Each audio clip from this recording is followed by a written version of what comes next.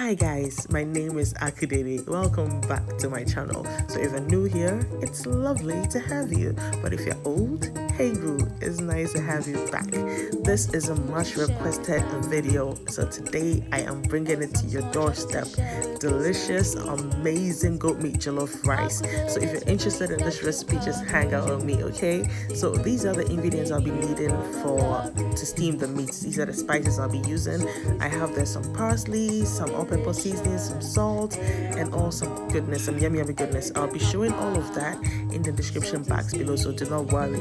Over there we had our goat meat as well. So we're going to be blending all the ingredients and all the spices to steam the meat, okay? Goat meat takes a long time to cook, so you want to make sure that the seasoning that you're adding to it is enough. Now I forgot to add my yellow scotch bonnet peppers, so I've added them now, and then I'm going to blend everything together.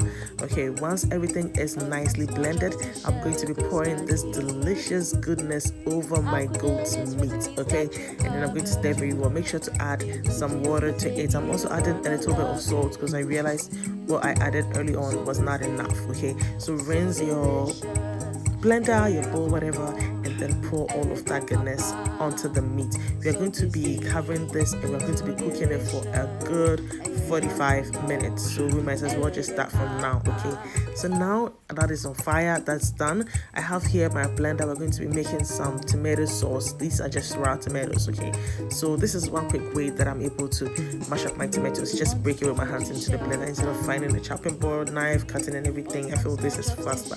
So I'm going to be blending these tomatoes without water because tomatoes contain a lot of water, so you don't want to add water. We're going to be cooking this until every water in it is seized, okay? That will make our cooking process really fast. So 30 minutes into the time, I'm checking on my goat meat and it's still quite tough.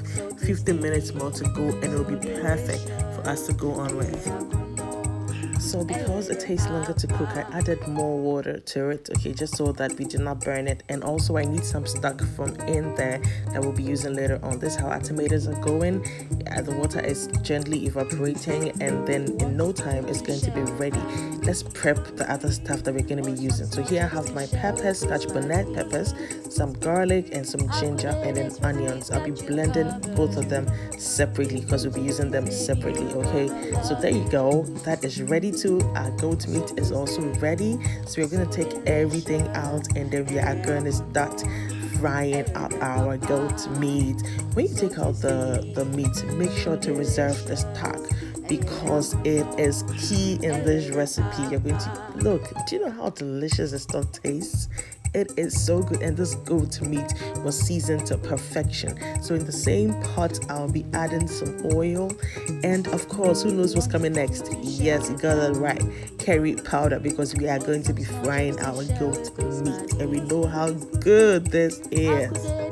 So now I'm going to be dropping all of my goat meat into the oil and allow it to fry beautifully. Now I don't like to fry mine super hard, okay, or super crunchy. No, I just still want some juices in there. And then like usual, I have children at home, so I wanted to retain its softness just so they can eat it and enjoy it as well. So keep an eye on it so that you do not burn it. If this is your first time here, hey, a warm welcome to you. Thank you for hanging out with us today. I hope this recipe helps and I hope you enjoy my videos, and I hope you hit on the subscribe button so that you can come back here and be part of us. Also hit on the notification bell so you're notified anytime I upload a new content. There are so many amazing recipes on this channel, so click on the channel and go there and watch, because guys, these days good cooking saves health, saves time, and saves money, okay? So check the recipes out and then cook your own meals at home. Now that we are done frying our goat meat, I'm going to start the stewing, okay? So I'm going to be adding some onions. I've blended onions right into the oil. Make sure your oil is not too hot. If it is, just turn the stove down a bit and allow it to settle so it does not burn. So we give this a good stir and fry it for about 3 minutes. After that, I'm going to be adding my blended peppers, ginger and garlic. And guys, at this point, the aroma that is coming out is super. It is super aromatic and just beautiful. At this point, everybody is going to start walking to your door, okay, because they know some jollof is cooking.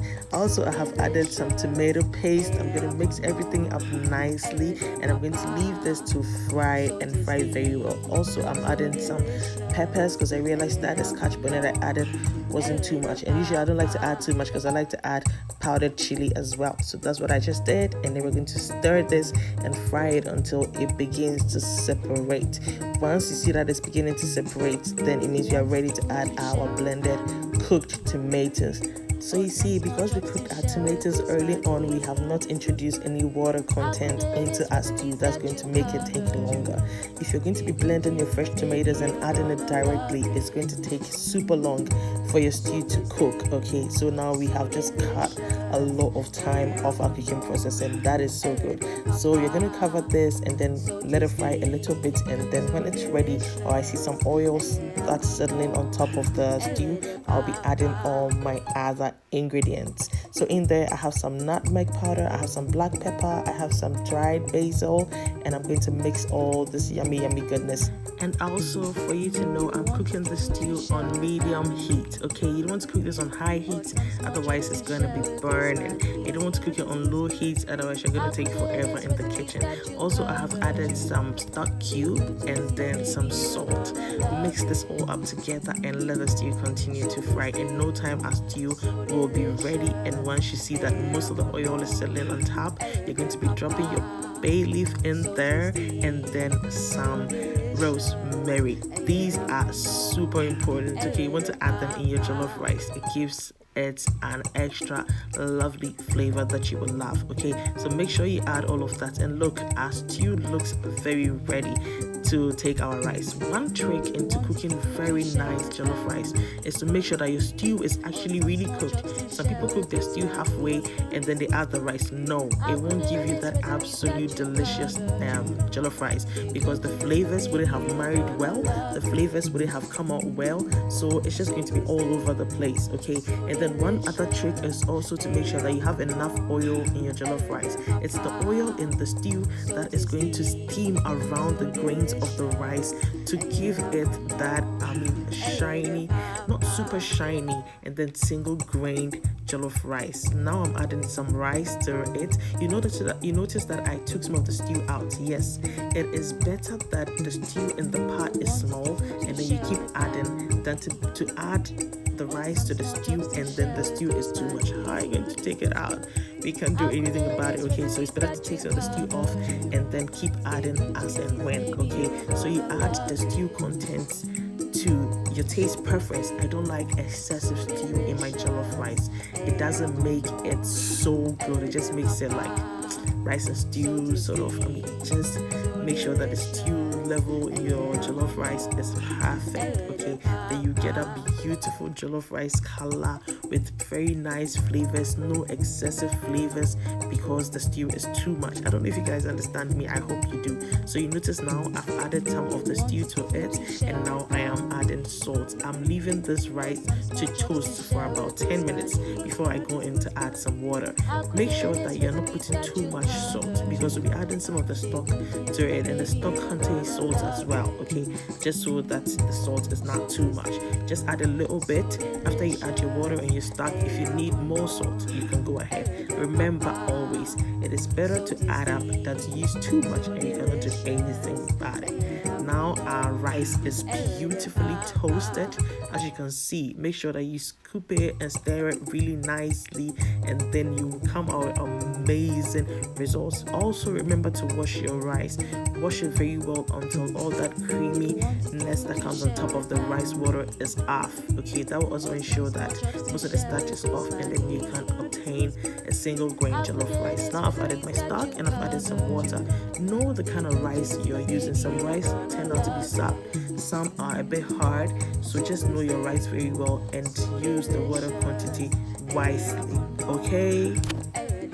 So I'm adding water until it is okay, because I know the rice I'm using very well, so I know just the exact amount. You should also notice that every pot that you use and the quantity of water that you need to use to cook your rice. We're using the Dutch oven. It retains a lot of heat in the pot, so you don't need too much water. The heat is going to cook this perfectly, okay? And then if you're using just your normal silver, everything that you use, just observe it nicely. Now you can see that I had just a little layer of oil on top of my rice, and it's going to allow this rice to be beautiful. You also notice that I added some rosemary before we added the water. Yes, jollof rice and rosemary are like what?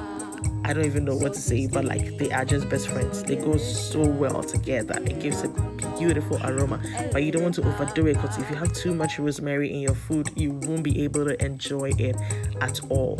So after I add my rice to my stew and I add the water, I stir my jollof rice not more than 3 times, because the more you stir, the more the grains break down. So I do not stir it more than 3 times.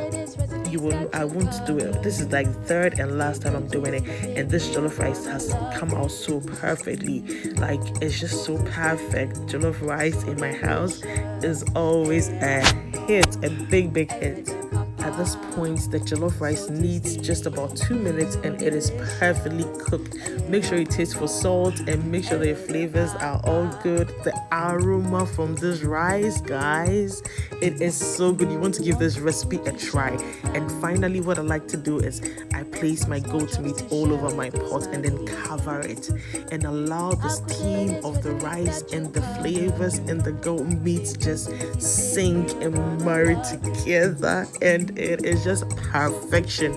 Now here we are with our final product. It is so delicious. It is so good. You want to give this recipe a try. Don't forget to subscribe and don't forget to hit the like button. Also share. Please share so others can watch as well. See you next time. Bye.